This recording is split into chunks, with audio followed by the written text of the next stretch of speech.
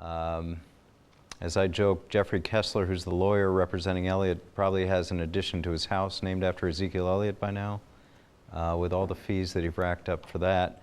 Fees paid by the union, not paid by Elliott, so that's nice for him. The other point we have to get through is that we've talked about the power of collective bargaining, which directly is exactly what we talk about with Elliott. So when we spin back there, it's the same issue.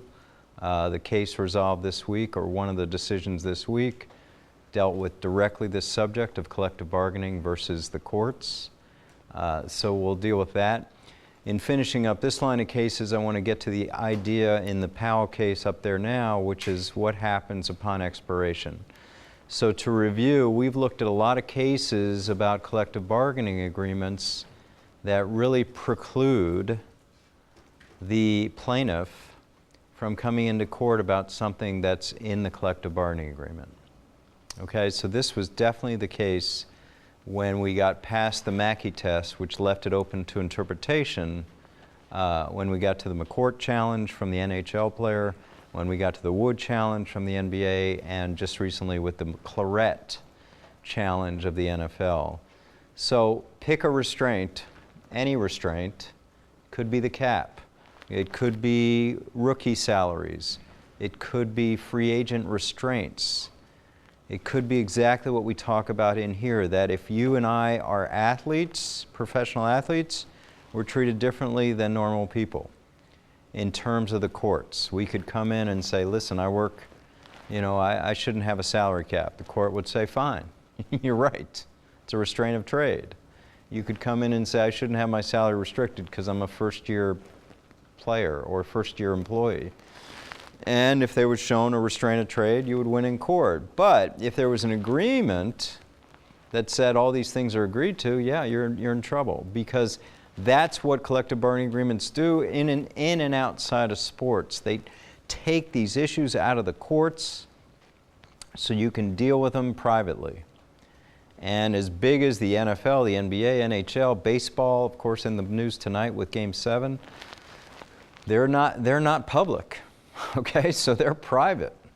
They are private institutions that deal with another private group, which is an employee group called the players, and they hammer out these terms. So, we have rookie restrictions in the Claret and Wood cases. We have free agent restrictions in the Mackey and McCourt cases. We have all these restraints that are really upheld by the courts because the courts say, we are busy enough, we don't need this, you got your own private agreement, why would you do that? And this is not a sports policy, this is a national labor policy. If you read any labor law policy manual, what they talk about is an ability to resolve things privately, an ability to resolve things without going to court. And this is, I think, in other areas of law, the way the world is going in terms of mediation and arbitration, to get away from clogging up the courts. That's what sports has done for a long time. So the background as we get into Powell is, well, if the agreement is negotiated, you're stuck with it. And the people that are always bringing the cases are the players. You don't see teams come into court and say, we don't like our collective bargaining agreement. And that's telling in itself in terms of the leverage of doing these deals. But players are saying, I don't like it. Well, your recourse is with the union, not with the league. And that's a powerful statement, because these unions, as we talked about last week, have to serve hundreds and hundreds of players, all in different categories of caliber, categories of pay, leverage that they have in negotiations. As I always say, you've got one union in football that represents Tom Brady and represents 500 players you never heard of. Okay, it's the same union. That's hard. Is there a better way? I don't know, that'd be an interesting thing to debate. Is there a better way to have a superstars union, have a rank and file union? I don't know. But that makes it hard, and that's why players that are rookies, as we talked about last time, get screwed. Let's be real. You go into bargaining, there's a pile of money on the table, who's going to get it. If you're a veteran, you're going to say, I'm going to get it. I don't care about rookies. If you're an owner, you're say, fine. It's no skin off their back if it goes to older players or younger players. So the rookies usually get screwed. That's what Claret fought. That's what Leon Wood fought. You know, and we see kind of backlash coming now with players like Leonard Fournette and Christian McCaffrey who decide, you know what, I'm not even going to play my bowl game because we're so restricted as young players, I'm not going to risk it. And we may see that develop in beyond bowl games, late season games, even years. Back to the Claret rule in football, we have to wait 3 years to come out. If there's some superstar now who's got another year left before he can even come into the pros, would he actually sit out? It's a question to ask. From a business point of view, it may make sense because of the risk of injury, but then we get into the old academic point of view, which is love of the game, student athlete, etc. Speaking of which, I know a handful of you were able to come to Val Ackerman speaking the other day, the commissioner of the Big East. As I talked to some of you about it, she was very honest, she was very open. And if we have time today also, I'll show a little clip of that interview downstairs. She addressed some of the intercollegiate issues that are prime right now, obviously. And it's nice to have a sports leader that can be honest and not hide behind cliches. So she was really good in that sense. Okay, so we'll get to all this, and we'll start with the Powell case. And I'll turn it over to our student leader, but this is a case about expiration. So everything we've talked about is you got these collective bargaining agreements, they bind both sides, most specifically the players, who can't come to court and complain. But what happens when they expire? Then what happens? And expiration is a real issue in law because a lot of these collective bargaining agreements are coming up for expiration. What happens? And the Powell case is as strong as any case in terms of evoking the next strategy from these unions, a strategy that's been used over and over again in recent years. We'll talk about that. All right, who's talking about Powell? You got it. So, like you said, Powell is mostly about the fact that the collective bargaining agreement from 1982 expired in 1987. And this case happens right after that. The main issue was free agency, and there was a right of first refusal where teams could, basically when a player's contract ends, teams could match other teams' offers to sign that player. And the players were arguing that it was restricting the movement of the players to go to other teams. And this is for veteran players who have been in the league for a while. So basically after the CBA ended and this case was going on, the players were arguing that because the CBA had ended, the league was not immune from antitrust laws, specifically Sherman antitrust laws. The district court in Minnesota ruled that an impasse had occurred in the negotiations after the CBA expired. Right. Basically saying that they had reached a deadlock. And because they had reached a deadlock, the league was now subject to review under antitrust law. The circuit court, the state circuit, overturned that and said basically that even though an impasse had occurred, it's kind of I think it was more of like a policy question or issue saying that if they held the district court's ruling, there'd be an incentive for one party to not bargain in good faith because they would know that if a court could say that they reached an impasse, then the antitrust laws would apply. So the circuit court overturned the district court and sided with the NFL. Okay, remember your name, I'm sorry. Michael? Yeah, Michael says impasse is not a standard. So in the district court, the lower court level, the players win because both sides come in and say we're at impasse. Now, impasse, you can have your own definition. I don't think there is a great definition. You are in a negotiation and you feel like you can't go anymore, right? And that's kind of what people call impasse. So the agreement expires, they negotiate, they come to impasse. The players say, we should be out of this agreement. There's no agreement, and we're deadlocked, which is, I guess, the closest definition to impasse, deadlocked. The court says, on the lower level, you're right. You know, we need a new agreement. We got to figure this out. There is no agreement, which is a huge win for the players. And you see a pattern. You know, Tom Brady, Ezekiel Elliott, lower court rules for the players.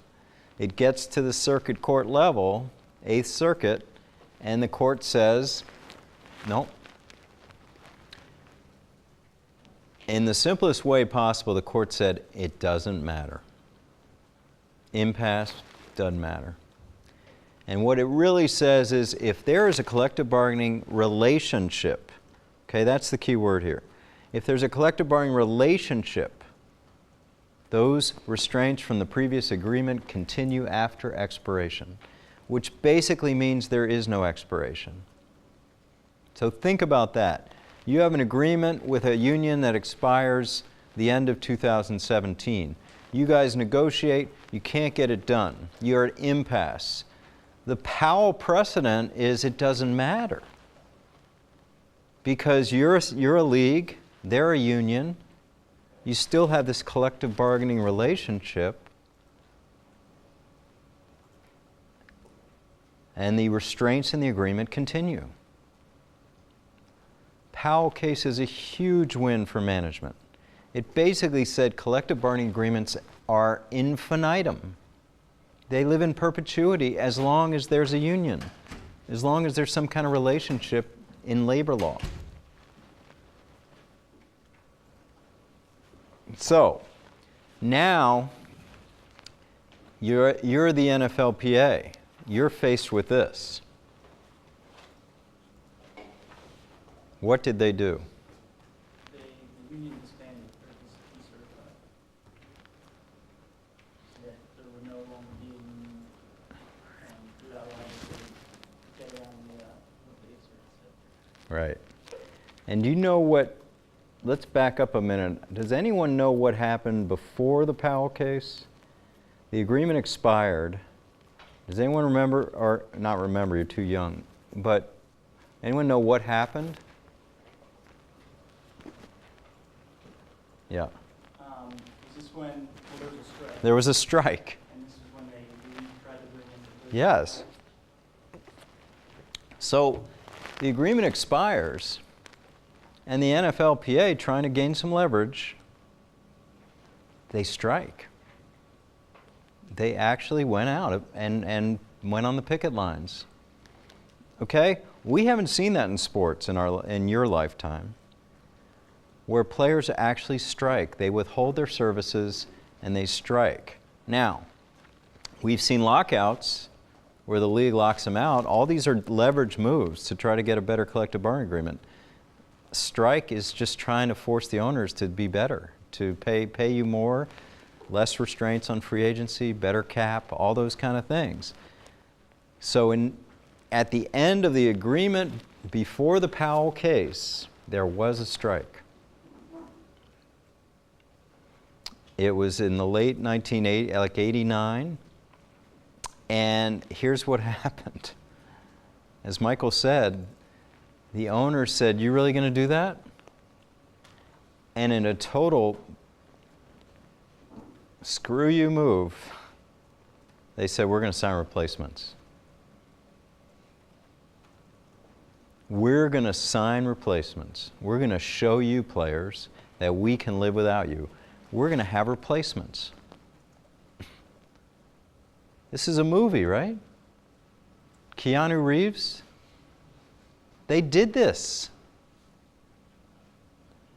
I remember I was a third-year law student interning at an agency, and I had all the players that no one wanted to represent, right? People that couldn't get jobs were trying to hang on. So here I am in law school, They have a strike, and they're trying to sign all my players. All these no-names who are telling me, Andrew, I can be on Monday Night Football next week. And I'm like, listen, here's the deal. You can support your union, or you can do that. And my advice, they said, what do you think? And I said, I really, as an agent, have to support the union, but as a human being, I understand. If you want to cross the picket line and play in these replacement games, it may be your only opportunity to play football at that level, ever.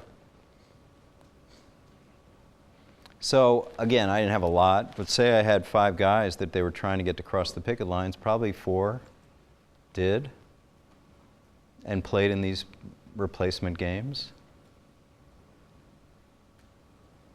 And of course they were scoffed at and yelled at and thrown, eggs at by the actual players who were picketing. But I said to our actual players, what do you want me to tell these guys? They're never going to have an opportunity to play on Monday Night Football. I understand. So they played these games. I remember the New York Giants, they were coached by Bill Parcells. He would not believe that this was actually going to happen. He kept telling people, no, we're not going to actually do this, are we? We're not going to have replacement players with all these truck drivers and bartenders. He goes, yeah, we are. And they're going to put on New York Giant uniforms, and they're going to look like New York Giants. And I'll never forget this story. Someone was with Parcells, told me that they went to some semi-pro game in Connecticut Friday night and signed like 20 guys. And they played Sunday in NFL stadiums on national TV in these games. This really happened. So this is the ultimate, you think you're special kind of move, right? And when we talk about these NFL owners, NBA owners, they're like relentless. We're going to screw you. We're going to put replacements out there. And do you know what? People watched. And people went to the stadiums. They did. Now, they didn't get the ratings of the real players, and they didn't get the full stadiums maybe, but they were making money.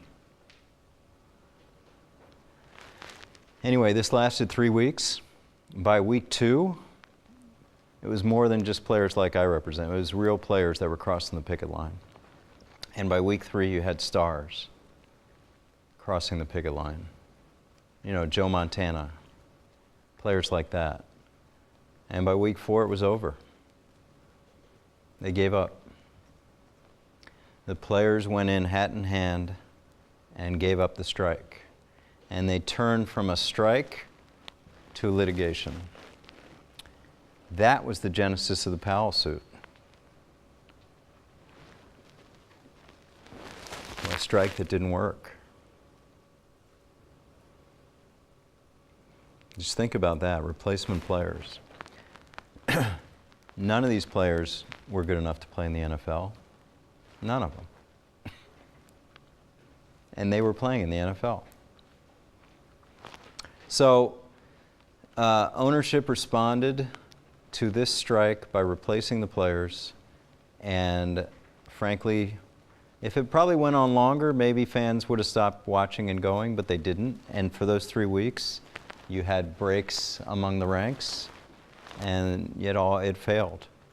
So, from player action to legal action, the Powell case moved along, and as Michael said, another big win for ownership and management, where it said, even if you have a collective bargaining relationship, even if you have expiration, Whatever's in there continues. Yeah, Jack. Doesn't this absolutely destroy like the players' bargaining power moving forward though? Because now not only do the owners know that like strikes aren't realistic, because 3 to 4 weeks and then it's going to go over, and then even if like based on Powell, like even if the CBA does expire, like they're in very, very good standing, especially if they have an advantageous deal. So like what do players really do at this point? Yeah, so the only leverage is what they did last time, and then what they've done recently, which is what, Michael? Recently, in 2011, there was a lot. Right. So no, what did they do faced with everything Jack just talked about?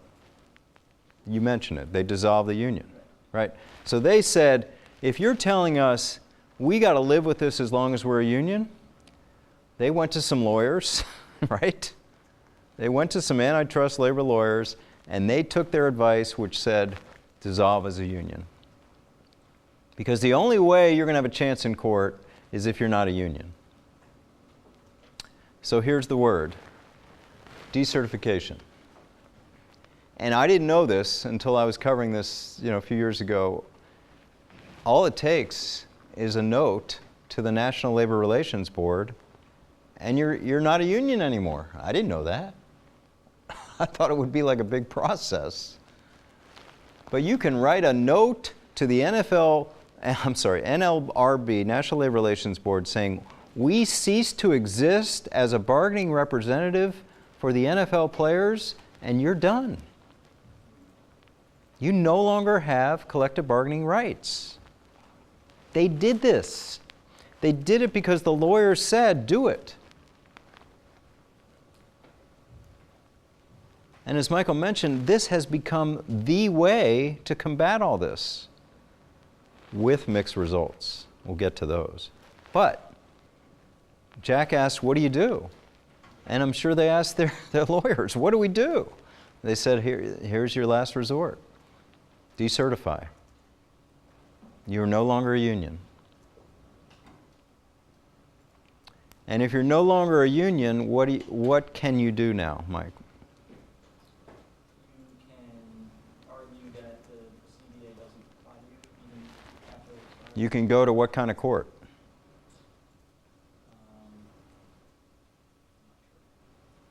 Anyone, what kind of court can you walk into now? What did labor trump before? What other area of law? Antitrust. So now you can walk into antitrust court and argue Sherman Act and argue restraint of trade and argue all these things. You can't do that if you're in a labor relationship. So they decertified. In the early 90s, we no longer have a union. And guess what? It worked. Because then you had some players go into antitrust court, not labor court, antitrust court, and win. Who's got the McNeal case? Right. And you are? Max Campbell. Right, Max. Okay, so Max, now we're dealing with antitrust court. Go ahead. Right, so Powell basically was the backdrop for McNeal. So now they're kind of in the process of going through this circumvention. So the District of Minnesota had originally held that Players Association no longer functioned as a collective bargaining representative for the players. So now the NFL teams were trying to do kind of whatever they could to get that holding Right. reversed. So they filed a motion to supplement the record with what they consider some new evidence that might change that previous ruling. So they argue quite a few things. So the NFL teams first bring up a document that the Players Association had sent to them, which was asking all of these teams to verify and correct salary data Mm-hmm. that had been collected on the players. So the NFL teams are basically arguing, look, they're still basically, they might say that they're no longer their Right. representatives, but they're acting like they are. And the court wasn't persuaded by this. Right. This is a constant defense, the NFL, NBA, NHL. It's all happened in all these leagues, decertification. The defense is this is a sham. They're only doing it to get to antitrust court. They're still a union. This is a sham. And we'll talk about the more recent cases, but in this case, as Max said, the court said, no, we're accepting this decertification is real. It's legit. It's not a sham. Go ahead. Yeah, so as per those kind of salary data of the players, the court first says, well, when the Players Association was the collective bargaining representative, under that agreement, the teams would have automatically sent this data to them. Sure. So the fact that they're now requesting it from the teams indicates that they're no longer acting in that representative capacity, because otherwise they would have automatically had this data. Right. They basically kind of said, you just made a point that kind of actually cuts against you. Right. If you're a union, the union requires you to get the data on the salaries. Now they're acting as a trade association, not a union. And then they bring up some other documents as well. So then they next bring up data that's on kind of draftee salaries, so players who have been drafted and coming into the league.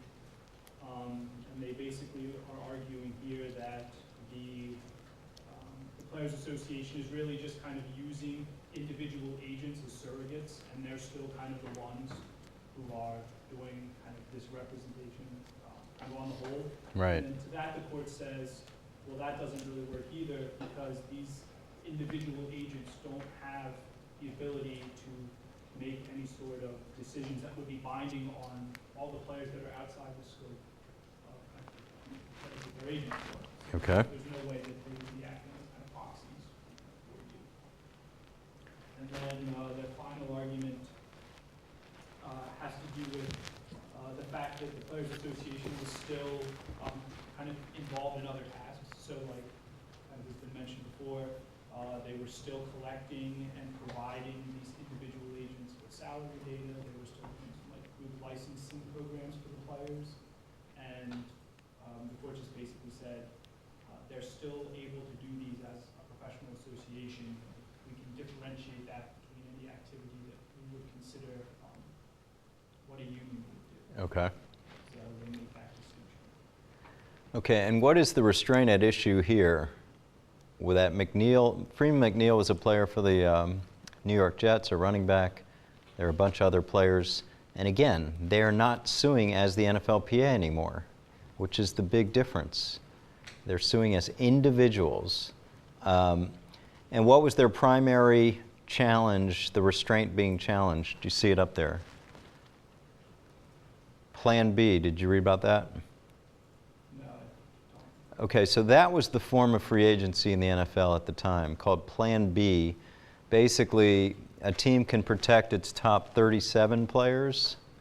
Everyone else can become a free agent. So in other words, teams can keep their best players away from free agency, and the rest can go sign somewhere else. And actually some players made some money in Plan B free agency, but they were kind of lucky players at the end of the rosters. So they said this should not be legal. This is a restraint of trade. And it goes to a jury. Again, we're in a different kind of situation now. It's an antitrust case that goes to a jury which rules that Plan B is illegal. Because now you're not looking at it at the lens of collective bargaining. You're not talking about the Mackey test, right? You're not talking about mandatory subject of bargaining, good faith negotiation. Now you're in antitrust court because they decertified. And you have a jury that looks at it like a normal person would, not a sports, and says that's not fair for those top 37 players. That shouldn't be. And then the antitrust balancing test. Is it more restrictive than necessary? And the court said it was.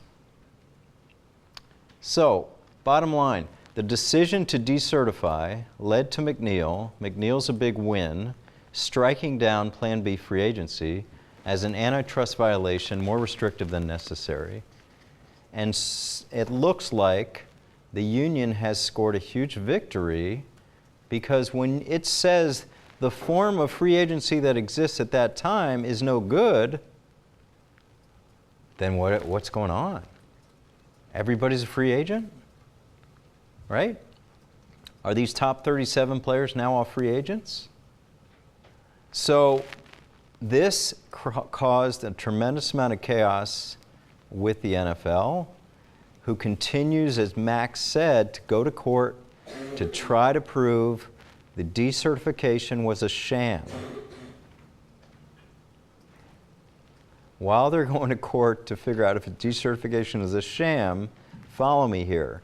McNeal wins. Free agency is on the cusp. Reggie White was the biggest name coming out in free agency that year. He organizes a class action lawsuit. Again, we're not in labor court. Antitrust. Class action lawsuit of all the potential free agents in the NFL against the NFL to have the court declare them all free agents in light of the McNeal case. What's the NFL doing? They're continuing to say it's a sham decertification. Moment of chaos in sports law in football. You have the McNeal case essentially making all players with expiring contracts free agents. You have the NFL challenging the decertification. And you have Reggie White, the biggest name in football at that time, leading a case against the NFL to have the judges declare all players free agents. Okay? What happens? Who's got this? Your name is? Christine, right? So like you said, Reggie White and a bunch of players joined in a class action whose contracts were about to expire in light of the McNeal case, since they ruled out Plan B not legal. Right. They went to court, and the court really urged them to settle this, or they would make their own solution. And so that's what they did, and from that came the White settlement, which basically found that they established a minimum experience requirement to become a free agent. They imposed salary caps and allowed teams to name franchise and transition players to restrict movement, but it was obviously way less than 37 players, which they had before. Right. So Reggie White never made it to court, and we had a new collective bargaining agreement. And Christine, what happened to the NFLPA? Did they become a union again? Yeah, they had to, because there's a new collective bargaining agreement. So part of the deal was, NFLPA, you're no longer decertified, you're a union. So we just went through the Powell-McNeal lead-up to the 1993 NFL-NFLPA collective bargaining agreement, which has become a model for all sports in terms of creating a system of free agency. This is the beginning of free agency in the NFL. What Christine just said, that was the genesis. The White settlement created free agency. She mentioned it, what did the owners give up? What did the players give up in exchange for free agency? The primary feature, 2 words. Yeah, salary cap. So if you had to boil this entire 400-page agreement down to 4 words, free agency, salary cap. And these are staples of sports business today. When anyone talks to you about sports and sports business, sports law, somewhere along the way you're going to hear about these 4 words. Free agency and salary cap. That has defined American sports in the past 20 years. That is what we talk about. Free agency is allowing a player to work for someone else when he's no longer contractually committed to his former employer. It is what you and I have as normal citizens. It is what athletes never had.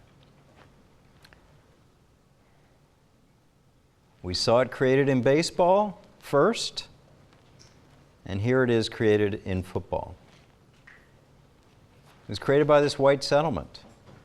In exchange, something happened in football that never happened in baseball, ever, and in my prediction, never will. You got a salary cap.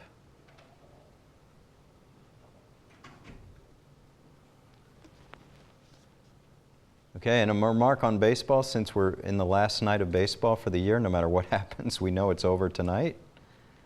This league has existed without a cap, where other leagues haven't. How does it happen? I don't know. The strength of the players started with the guy we talked about, Marvin Miller and Curt Flood, where they just will not give in on a cap. What does it create? It creates an opportunity for the Dodgers and Yankees and Red Sox to continue to buy up the best players. But on the other hand, we've had more teams in the World Series than we've had in Super Bowls or NBA championships. Right, Jack?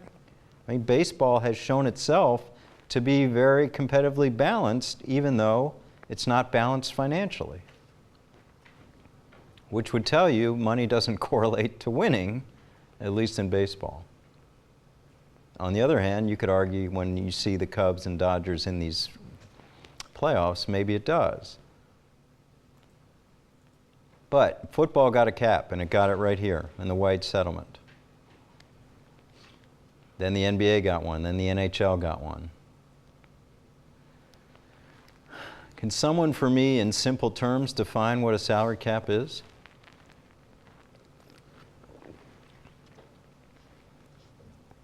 It's pretty intuitive. Anyone? Yeah. So it's basically you have a set number or set budget that you can go to with salaries, and if you can't go over it, usually I know the NHL has a floor as well, where you have to have a certain amount of player salaries totaling a minimum. But yeah, the max and the NBA's is different, and the NFL's is different. I'm not really sure how they work. Yeah. They're a little weirder where you can go over them if you're already on the team. But NHL's is pretty strict about you can't go over under. You can get relief for injured players, but that's it. Yeah. Sarah, can you raise these screens? Yeah. Because I'll show a couple examples of how the cap works on the board. But basically, you're right. A cap is here's the key word, artificial. It's an artificial restriction on compensation. And it's collective compensation. Doesn't have to do with any single player. Forget about individual players. It's collective compensation. Okay? So, for instance, the NBA, 15 players per team, plus they have all, injured players count, players on exceptions count, reserve players count. Pretty stark. They have about a $90-something million cap, which is an average of over $6 million a player. On the other hand, the NFL, anytime, we're probably looking at 53 actives, 10 players on practice squad, you have injured players, you have players on injury settlements, you have suspended players, whatever it is, maybe 75 players, and the cap's about $167 million. So a little over $2 million allocated per player versus the NBA, 3 times that. Baseball, as we said, doesn't have a cap. But a cap is an artificial restriction on compensation team-wide.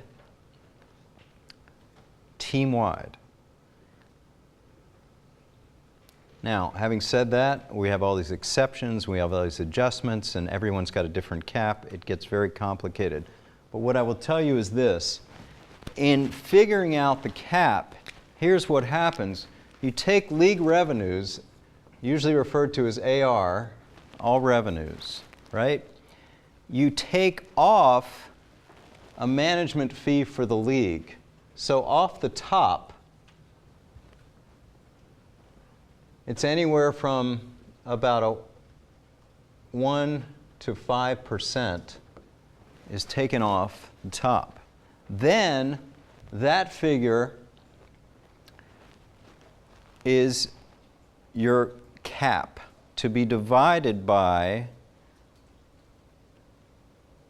the number of teams in the league. But again, for the player side, it's dependent on what the negotiation did percentage-wise.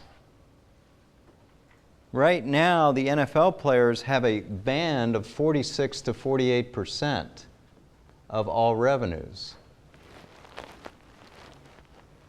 So you take all the revenues coming into a sport, primarily broadcast, ticket revenue, sponsor revenue, everything coming in nationally. You then multiply, you take the number, you take the management fee off the top, you take that number, and you, for the player share, you have 48% of it. Then you take that number, divide in the NFL case by 32 to get your team-wide cap for the year. And in the NFL this year, it's $167 million per team per cap. Now, each individual player has a cap number, and cap numbers are determined differently for different sports. But if you want to take an NFL number, you say you have a player who's signed up for 17, 18, 19, 20, 4-year contract at salaries, say of $1, $2, $3, $4 million. He got a bonus, say of $8 million. For cap purposes, bonuses are prorated. Okay? So if he got an $8 million bonus, for cap purposes, it's $2 a year. So you take this player, what's his 17 cap number?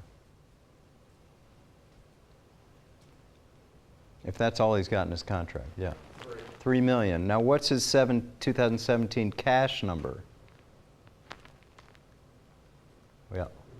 $9 million. So he's got a $9 million cash, $3 million cap, he's $6 million cash over cap. So then we get to the question of how do these teams spend, are these cap numbers real? And the answer is no, because you can go over the cap cash-wise because of proration.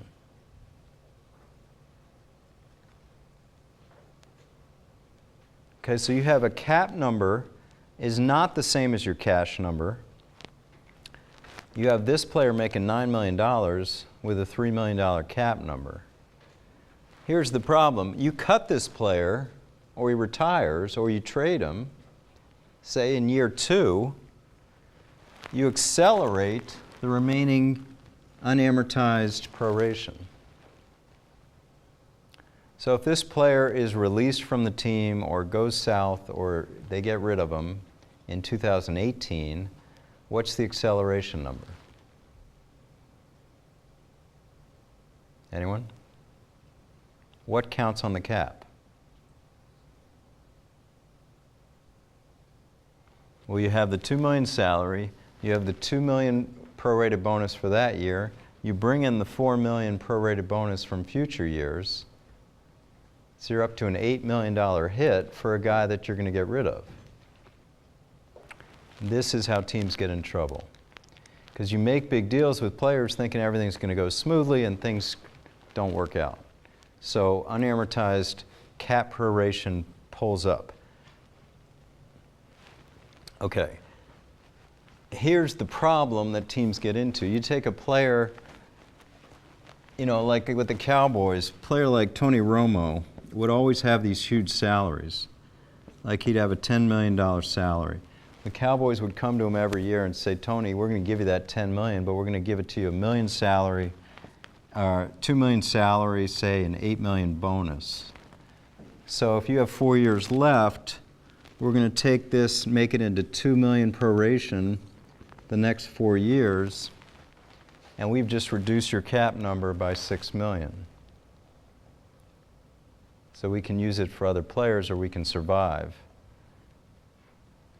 What happens then is Romo's building up all this cap year after year, because they did this every year with him, because they're so up against the cap every year.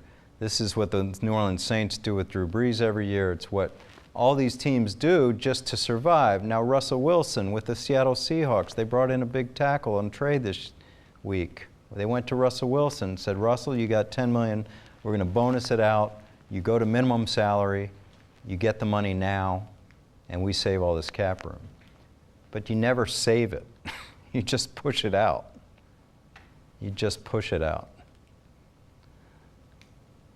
Now this is complicated inside the ropes cap management, but you look at Tony Romo now as a broadcaster, he's counting $20 million on the Cowboys cap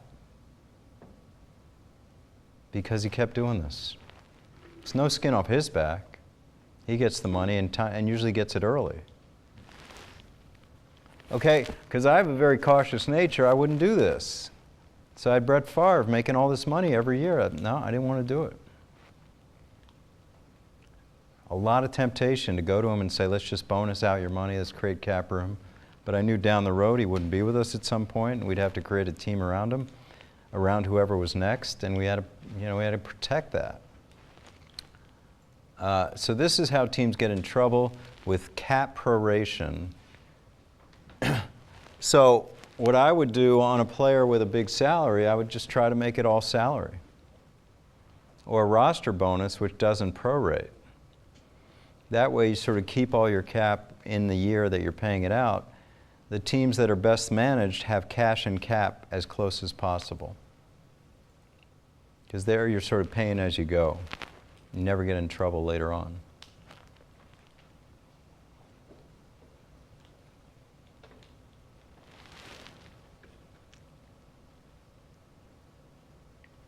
Questions? Jason? So, for basketball example, Yeah. salary cap hurts a player like LeBron James because his actual market value is significantly higher than what he can make in salary. And it helps, obviously, the middle range players, lower range players. Yeah, I mean, if you transfer this over to the NBA, there is no cap proration. There's just a cap because they're guaranteed salaries. You don't need to give out bonuses because everything's guaranteed money. So the only guaranteed money in football is bonuses. So first of all, you're not dealing with this in basketball. You're dealing with salaries, and they're guaranteed. As Jason mentioned, one feature of the NBA agreement that's not in any other sport is maximum salaries. And maximums are based on a percentage of the cap. So you can't just say the maximum is $30 million a year. It's whatever the percentage is negotiated between the union and the league. Yeah, I mean, on a theoretical basis, LeBron James is worth a lot more without maximums. How that would work inside a cap. Here's the problem. No one's ever going to feel sorry for someone making $30 million. But in a free market, of course they could make more. But the union led by superstars, as I've mentioned before, like Chris Paul and LeBron James, has negotiated maximums. It's enough, obviously they're getting enough in return, where we're at $6 million average salary, that they feel that's okay to do. But having told you about caps, what you got to know is that when you talk about these proration, NBA's got all kinds of exceptions. You know, the Boston Celtics lost Gordon Hayward. They've got an exception now because he got injured so early in the season. They can use, I think, half his cap room for someone else. There's all kinds of these exceptions that allow for the cap to not really be the cap. There's a cap, but it's a soft cap. None of these caps are hard caps. Soft cap, like, you know, a yarmulke for my Jewish friends. Soft. Now, what was brought up about the cap in general here is that, tell me your name. Nick made the key point about caps. Everyone focuses on the maximum. NBA, 90-something million dollars. NFL, 167. NHL, 67. The key number to me is always the floor, not the ceiling. Because the best thing about a cap for the player side is they have minimums. They have minimums. I think the NFL minimums are weak because they're only judged every 4 years. But one thing about hockey and basketball that's so great about their systems for players is they have minimum spending requirements that are real, that really force teams to spend. Because if you're on a union side, what you want to be more concerned with is not the teams that always spend. You know, if you're a basketball agent, if you're a basketball union guy, you're not worried about Mark Cuban, right? You're not worried about the guy, a Microsoft guy, Ballmer. You're worried about the 76ers, right? You're worried about teams that are going to try to underspend. So they've created a floor that's really high. It's not 90 million, but I think it's like low 80s. So the cap is a good thing for players in terms of the minimum spent. So you know what happened in Philadelphia these past years where they've had no players to spend money on? They bring in guys like JaVale McGee. They paid $12 million just to go away. Go home. We'll pay you $12 million because they have to meet the minimum. The greatest thing in the world for these guys that just go home. So the minimums are the best part of caps for the players. The maximums work for the owners. Think about it from a business point of view if you're an owner. Why are caps so valuable? Think anyone. Yeah, Mike. You could get into basically an arms race like in baseball, just trying to pay as much. One team's going to pay $100 million for a player. It's your cost. Your cost. Your biggest cost in sports is player payroll. You have a lot of costs in running a business in sports, but your biggest cost is labor. And if you have fixed cost, oh my God, what a business. If you have fixed cost. Baseball, you don't have fixed cost. But these other sports, you have fixed costs. And then, of course, we don't even need to talk about the NCAA where you have no costs. You have scholarships. But in pro sports, these owners have fixed costs. They know. Why do the Houston Rockets just sell for $2.5 billion? Because the new owner knows he's got a CBA in place. He knows his labor costs. He's not going to be surprised. You've got billionaires lining up for these teams. What a business. There's no guessing game about your cost. Why caps are so valuable for teams.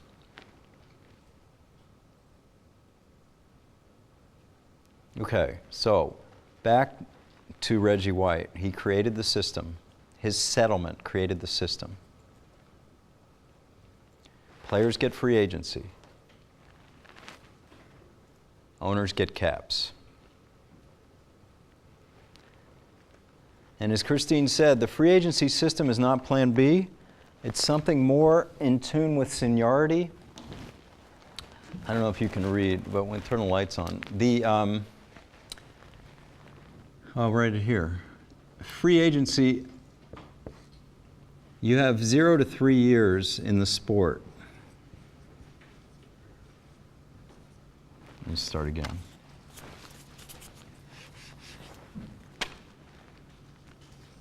Under 3 years. Okay, so say you're a young player. You're in your first or second or third year. You have no rights to free agency. Okay, so these are called exclusive.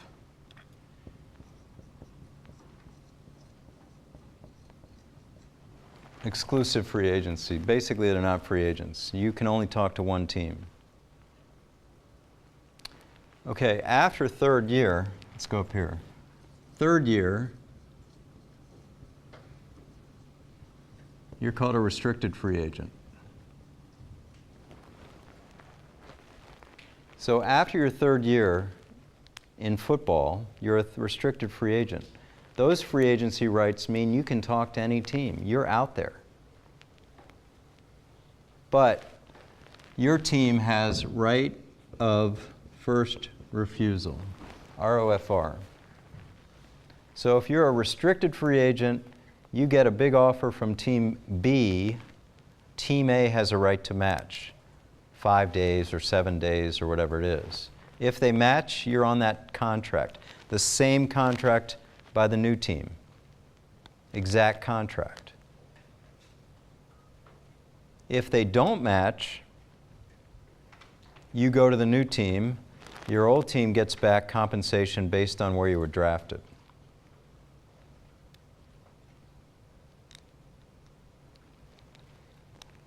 That's called a restricted free agent. And then 4 or more years, you're a true free agent. It's called UFA, unrestricted free agent. And this is what players and unions have fought for all these years. You can go sign with any team, and this is where the big money is made, and this is where those big contracts you read about every year come from, unrestricted free agency. This is the NFL. Baseball has the same issue here. 0 to 3, no rights. But baseball has arbitration in years 3, 4, 5. Arbitration means you get to the end of your 3rd, 4th, or 5th year, you put out a number you think you should make the next year. The team puts out a number they think you should make the next year. An arbitrator cannot split the baby. An arbitrator has to pick one or the other. Most arbitrations settle before they get to an arbitrator.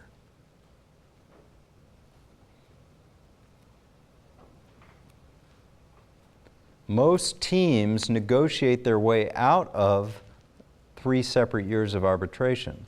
Arbitration has been a win for the players because every time a shortstop hitting 250 goes in, he can find another shortstop hitting 250 that makes ridiculous money. And he can look like he's being reasonable. Most of these settle, or they buy them out. Think about a guy here with the Phillies like Ryan Howard, who I've become friends with. He's now getting into business here in Philly. Ryan Howard was scheduled to make $18 million in his first year of arbitration. The Phillies said, you know what, we're going to give you a 3-year deal worth $54 million. So they bought out those 3 years at the first year arbitration number.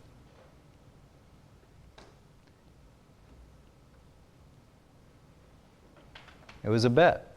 They're betting he'd be worth more than that going up, and he took that deal. And then, of course, after that, he got the $150 million contract, or whatever it was. And after year, instead of 4 in the NFL, Major League Baseball is 6.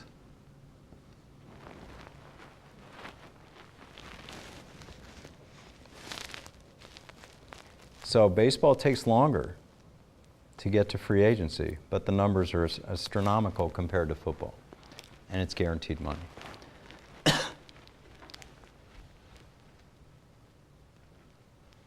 Okay, these past 10 minutes or so, what I've been showing you is kind of inside the ropes of player economics. It's kind of what I did for a long time. But it can, it drills down a lot more than this.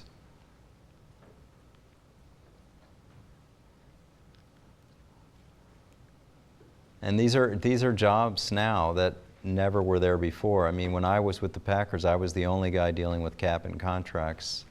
Now these teams have staffs of 5, 10 people. Because of all the exceptions, because of all the rules, because of all the ways you have to comply with league policy, with these deadlines and trades and... But free agency has been obviously the major force towards player economics. When I was in Green Bay, I was always scared of free agency. Because we weren't in the most geographically desirable place in the country. I didn't want our players to get near free agency because I knew they'd leave us. So I went to them very early in their contract stream, if not in the first 3 years, but certainly by year 3. And I made a bet, I'll give you more money. I'll get you signed up here. You gotta, we'll do a deal.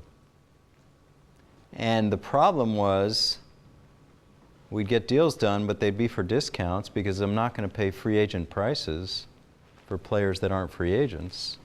And then they'd see the market pass them by later in the deals.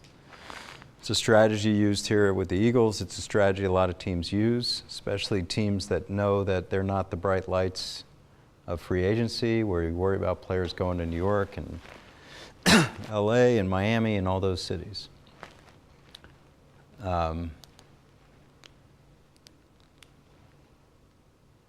But you do it all while trying to manage a cap and trying to deal with precedent, because anything you do, other agents and players are looking at. So you want to make sure you're covered on that angle. Questions?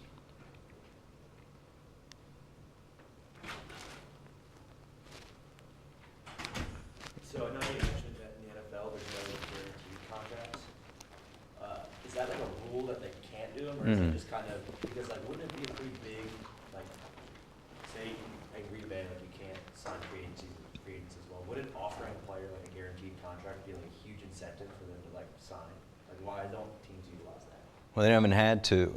And what happens is, in football, you get guarantees early in your deals, like first, second, third, maybe even third year for the quarterbacks. But no one's ever done more than that, just because it's like any negotiation. If there's no precedent, you don't go there. I always thought, a player like Andrew Luck or Aaron Rodgers or Tom Brady could say, you know what, that $100 million you're offering me, I'll take it, but it needs to be guaranteed. And you wonder what the teams would say. Everyone says, well, of course they're not going to cut the player, but down the road they do. They said that about Romo. They'll never cut Romo. And of course they did, because they got a younger guy that was better. So, in terms of a strategic way to get players, maybe. I never had to go there. But I also never had to face Brett Favre or Aaron Rodgers saying, guarantee it. That would be a tough call.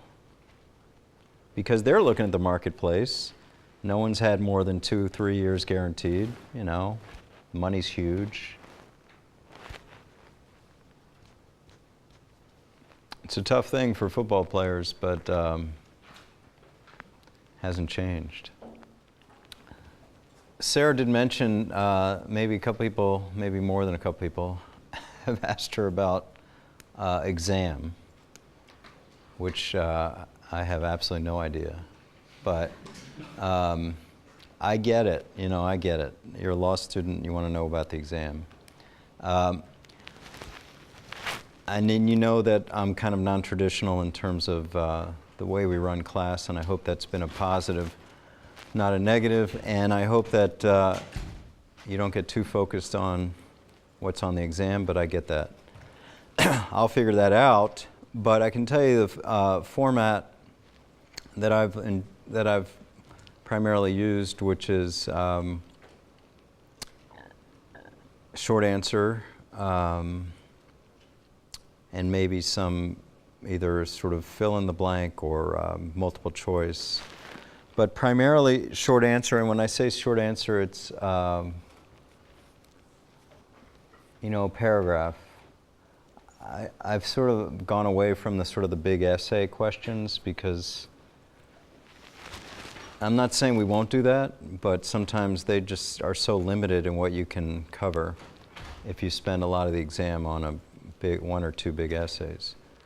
So what I've had is, I don't know, 10 to 15 briefly identify, explain, those kind of questions. And everyone, in the past has seemed to think that's pretty fair. But I know, again, what I would say is, don't stress about it. I know this hasn't been the most rigorous outside of class that you've ever had, but I hope you continued and have read the assignments, looked at other resources to sort of give you a fuller understanding of what's going on, and obviously come to class and engage in my insights into all this. So that's what'll be covered. We have a couple more classes, which I can't believe, only a couple more, but I'll get into more on that as before we finish up. People always ask about guest speakers. I mean, there are probably takeaways from each of the guest speakers that I think you should know. I'll sort of look into that. I just don't want to ever say, yeah, you don't need to know anything the guest speaker said. I just think that's unrealistic. And we still have a couple guests left. Obviously, Howie Roseman is always in the news here. The Eagles are having this miraculous season, making more trades, and he will be here. It's actually, I found out, I guess that's our last class, the 15th. But he'll be here then. And next week, I ran into, the professor wants to come by from the business school named Brett Myers, who runs analytics, which is a growing field in sports law, and he does it in soccer primarily, but he is the analytics guy around here. Give you a brief glimpse into that. He'll stop by at some point during the next class. So that's where we are. I've tried to expose you not only to me, but other industry leaders in this area. And any questions on the exam, we'll have more, we'll talk more as we get closer. What did we say, Sarah? Right now we're looking at open notes, 2 hours or 2.5 hours? 2 hours. But in class, right? In class. Okay. Any No, we're not going to have questions on that.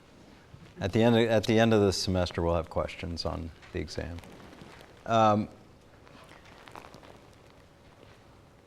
Okay, so the labor issue that we are finishing up now, we bring up to the present, because we have delved into all these collective bargaining issues, whether it is or isn't in the CBA, whether the CBA continues, whether it continues upon expiration, the decertification idea, all these things. And as I've sort of haven't been bringing up every week, still going on with this Elliott case. And it's completely a case of whether the CBA is in effect or not, in a different kind of way. So we've had some news on the Elliott case in the past week, and we're probably going to have news again tonight or tomorrow. So what's the latest on Elliott? Who's leading this? Victoria. So a judge in the U.S. District Court for the Southern District of New York denied the NFLPA's motion for a preliminary injunction, which would reinstate Elliott's 6-game suspension. But the NFLPA appealed that decision on his behalf. I guess it was yesterday. Yeah. And the judge should be expected to deliver a decision, I think today. And I don't know how much you want me to get into like the actual like written decision. But in that case, the NFLPA had argued that the NFL had violated fundamental fairness standards Right. It made really three main claims, that the NFL concealed the NFL investigators' conclusions that Elliott's girlfriend's allegations didn't warrant discipline, that they didn't allow Elliott and the NFLPA to cross-examine his girlfriend, Thompson, Mm-hmm. and that they also weren't allowed to, or that the, that they didn't compel the commissioner to testify. Right. But the judge said that the arbitrator wasn't required to, I guess, apply normal rules of evidence in requiring Thompson or the commissioner to testify, and that the arbitrator also found that all the statements and inconsistencies in Roberts and Friel's investigation were discussed within the investigative report. Additionally, the NFLPA and Elliott argue that his career could be harmed due to missing games, Mm-hmm. but the judge found this to be mostly speculative, and that the NFL has an interest in ensuring player compliance with the CBA and the player conduct policy. Right. So, yeah, as it says up there, the judge found that the NFLPA failed to demonstrate a substantial question to warrant an injunctive. Okay, great. This gets very complicated as we've gone through the whole semester, but here's the simple what's happening. Elliott tried to get this overturned in Texas. He's done in Texas. He lost. He won the first round, but he lost the next round. So forget Texas. Now we're in New York. The NFL, not Elliott, the NFL applied in New York to have the suspension confirmed because they know New York's a more friendly jurisdiction. They hoped to get the Texas case kicked to New York right away. They didn't. Went through all those gyrations in Texas in the early part of the season. Now Texas rules for the NFL. Texas is over. Now we're in New York. New York had a judge not named Catherine Falia, because Catherine Falia was on vacation, and that judge allowed the suspension to be lifted, saying it would expire on Tuesday, October 30th, or Monday, October 30th, when another judge who's back from vacation, Catherine, would come in and decide whether to continue the lifted suspension. Judge Falia listens to the case and rules for the NFL. Suspension back on. And the way she ruled gets us all the way back to where we started, and where we always start in sports law is the CBA. She basically said, yeah, this arbitration may not be fair in terms of this witness not being cross-examined, or the complaining witness, the ex-girlfriend, I assume she's ex by now, didn't get to talk. But it's in the CBA. We're at the same place we started this class. It's in the CBA. This process. You don't have to have the commissioner testify. You don't have to have the ex-girlfriend testify. You just have to have an arbitration. And it was a clapback against the union saying, why are you here? Which is what I always say in this class. Why are you here? Why are you in court?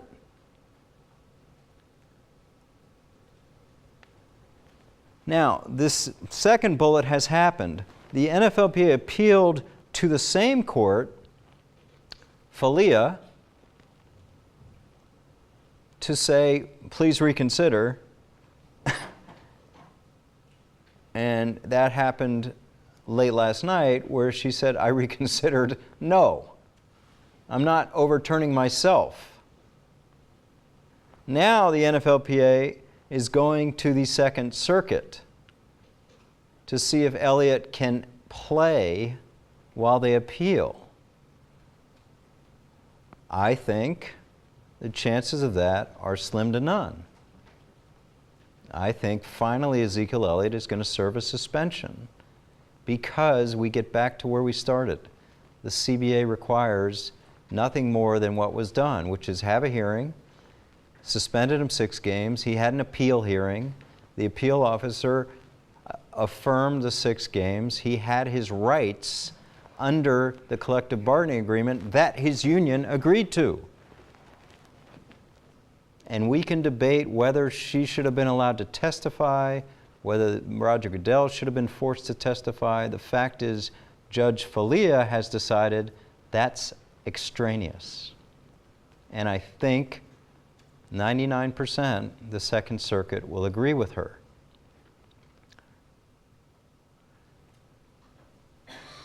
So bottom line, as I said on a show this morning, the NFLPA has wasted tens of millions of dollars of legal fees on Ezekiel Elliott to get us back where we are. That the CBA is controlling. Now, was it worth it for him to be able to play this first half of the season? I mean, Cowboys fans can debate that. But he is stuck with a process that has taken him back to where we started. It's a collective bargaining agreement. The players agreed to it. It's an arbitration system. It may not be fair, but it's what it is. And that's where we are. And I think by the time we meet again next week, it's over.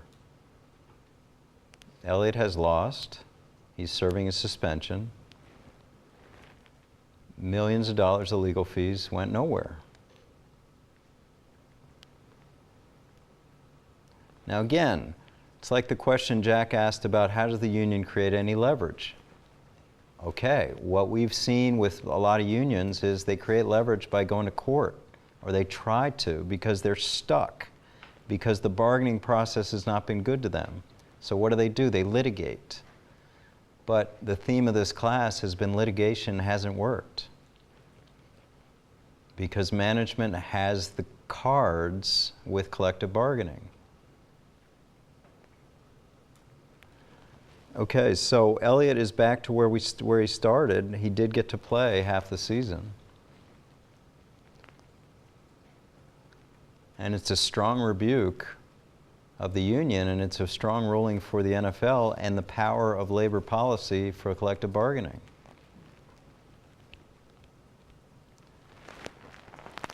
Here's what's unfortunate about all these cases. With Tom Brady, we stopped talking about deflated footballs. It was never about that. It was about power. It was about collective bargaining. With Ezekiel Elliott, no one's ever talking about domestic violence with this case. No one's talking about that. This is about process, procedure, litigation, law. And whether Ezekiel Elliott did it to his girlfriend or not, the problem to me is that we're not talking about that big issue of domestic violence. We're talking about this. That's what these cases have done. They've taken whatever the actual subject matter of these cases out of the news into a legal forum where we debate collective bargaining.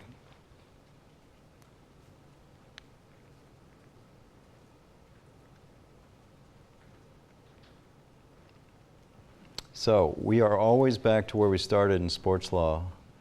Leagues and unions create collective bargaining agreements. They're going to be bound. They may have early success in the courts like Elliott did in Texas, but it's not going to last. If it didn't last for Tom Brady, it's not going to last for Ezekiel Elliott. Any questions?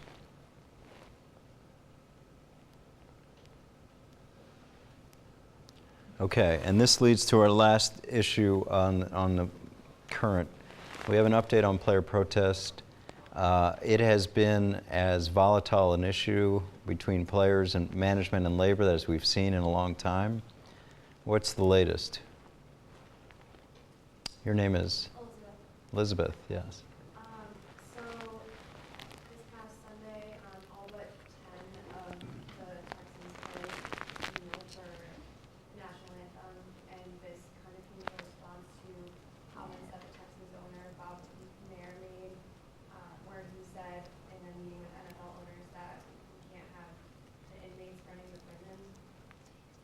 And how did that comment come out in the media? I think it was, I think it was at the meeting that it was like a closed door meeting, but people. Yeah. So somehow it was leaked. Yeah. It was leaked that this owner made a comment about inmates running the, I think the phrase is asylum, right? But he said, Yeah, well, they were like discussing the like, impact that the business are having right. on the business.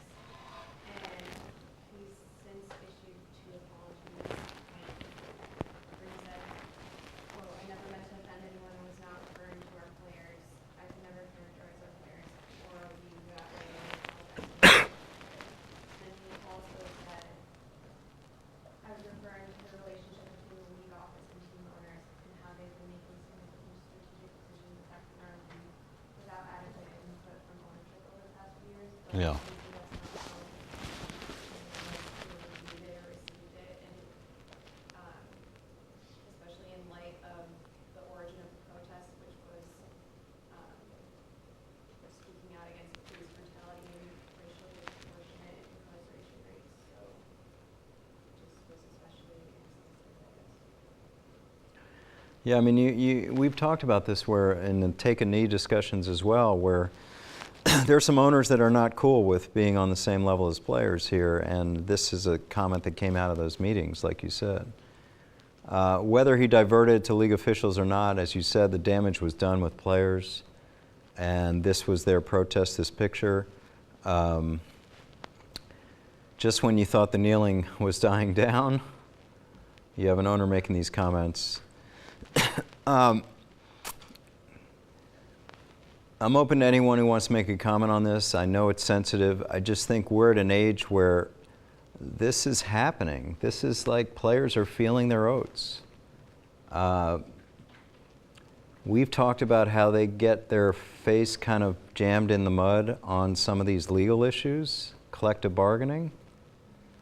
Well, maybe this is a way they feel they can make some inroads. Started by Kaepernick and continued with these, whatever you want to call them, protests, sitting for, kneeling for power. I'm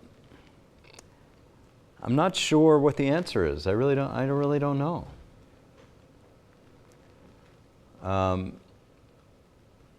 But the genesis may be, like I always say, policy and precedent. There's no policy that players have to stand for the anthem. And again, if you're a lawyer for a league and you're doing this 20 years ago, you're not thinking that's going to be an issue. As we talked about, the more progressive NBA has that rule. NBA's been going on a couple weeks. We haven't heard anyone kneeling or sitting.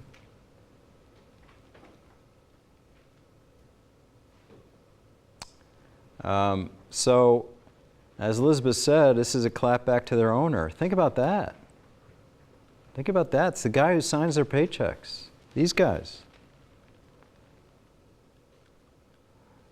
So it's just, I mean, no real comment other than we're really at a moment in time where, based on a leaked comment out of a closed-door meeting, you had DeAndre Hopkins supposedly saying, "I'm not going to play," and was talked into coming back and playing. Some ways it's like the Donald Sterling thing, right? Where you have a secret conversation gets out, players go nuts. Bless you. And then we have some kind of détente where they end up playing. In this case, it'll be interesting to see, unlike Sterling, whether there's going to be discipline for McNair, the owner of the Texans, from the commissioner, for a secretly, or not recorded, leaked comment.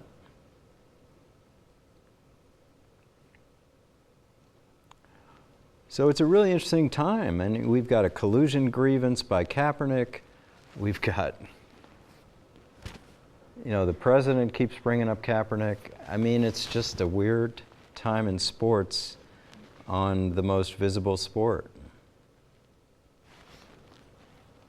Any general comments? Yeah, Michael. I think that most of the owners feel the same way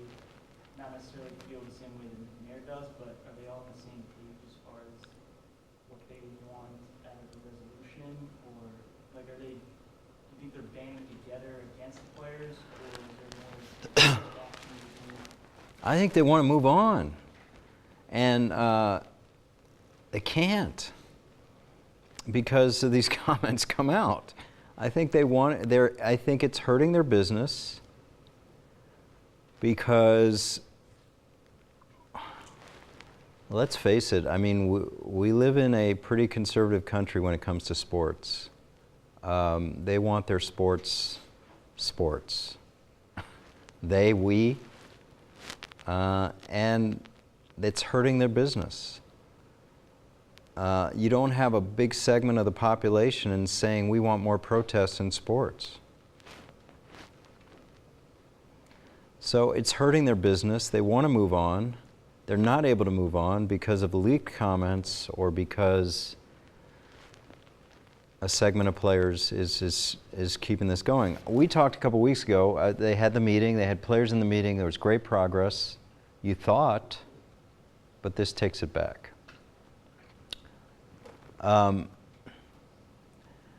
keep hearing that we are going to have face-to-face, whether it's with a group of owners or a commissioner, I don't know, with a group of players that is going to include Colin Kaepernick. I keep hearing that is going to happen. And when I hear that, then I realize they're looking at this as like, we've got to go to the source. Because that, in the owners' minds, may be the only way we can sort of quiet this.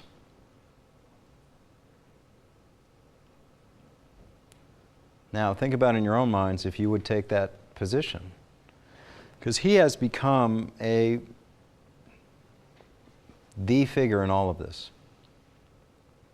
A player that's not with a team has become the most important figure in all this discussion. And, you know, someone asked me my advice, and I said, I guess if it's yes or no, I think you have to do it. If it can be in a reasonable setting and a calm discussion, you have to meet with them. Because that's the last step here.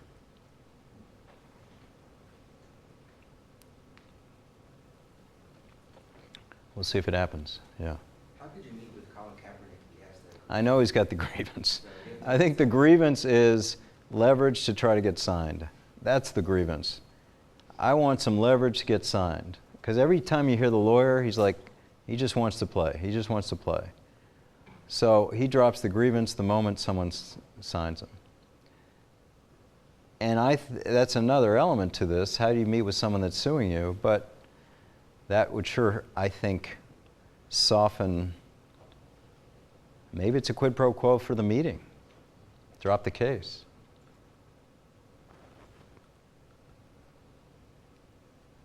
I don't have much faith in that case, you can tell. I mean, it's a celebrity lawyer.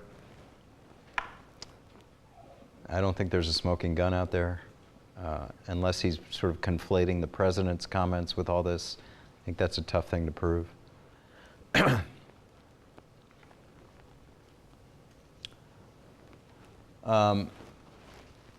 Any other comments about this?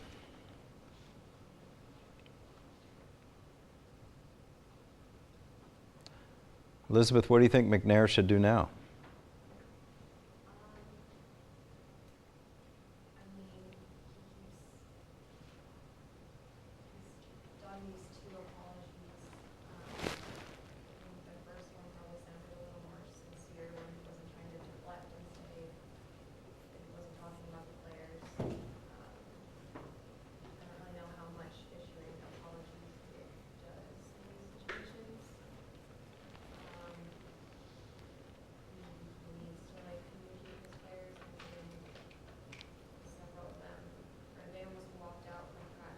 Right.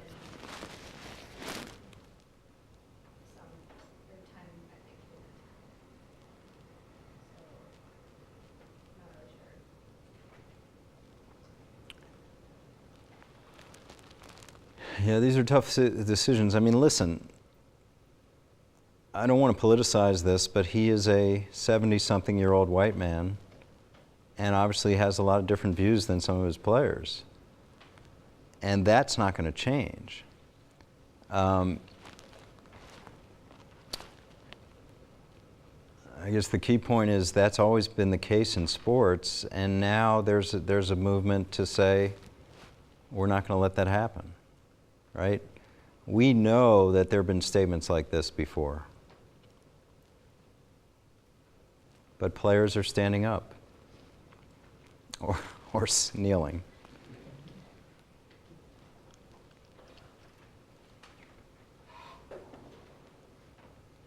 And like Dean Alexander had with our meetings, I know some of you were in these meetings, a couple of you led these meetings.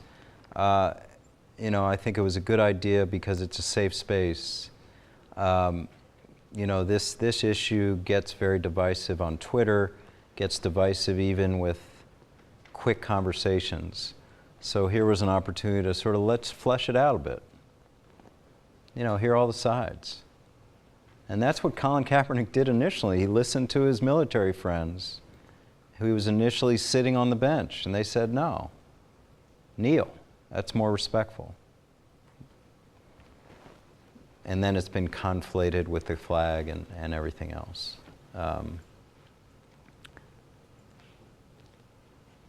Yeah, Jack.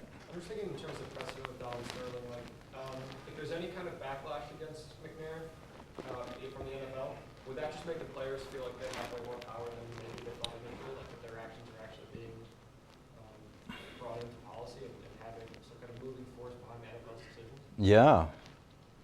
No, if the commissioner clapped back against McNair, the players would feel really empowered. Do you think they will? Do you think he will? Probably in a smaller degree. I definitely don't see the Texans going to take it away from him. Yeah, but I don't know. You think in any way he'll be disciplined for this from the owner, from management, commissioner? I mean, maybe he might get suspended for, I don't know, even how that would work, like a couple of meetings, like he wouldn't be allowed to attend certain meetings, if that's valuable to him at all. I don't know. Yeah. But I think any gesture at all would hold some weight. Chase. Yeah, I thought it was interesting that he, in one of his apologies, he tried to push the blame onto Goodell. Yeah, Elizabeth said that, and that's not Goodell, league officials, but maybe he meant Goodell. And I was waiting this whole time to see when the other shoe would drop as far as, you know, sponsors, because if it just drags on, the owners aren't behind the players, politicized, and you saw it today. Papa John's, they lost $70 million in stock or something, and the CEO of Papa John's took a shot at Goodell. He said, "This is a direct result of the Yeah. protests." I don't know if that's true because their pizza's not good, but Yeah. Yeah, what Jason said, the CEO of Papa John's partially blamed his own problems on the NFL, which they're a big sponsor of.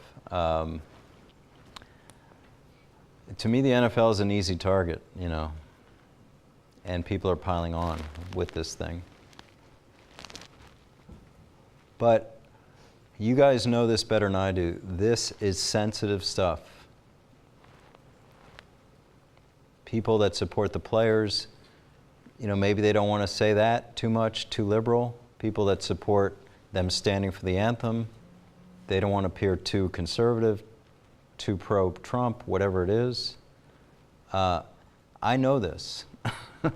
I've been in a lot of settings where people have strong opinions on this and sometimes don't even want to talk.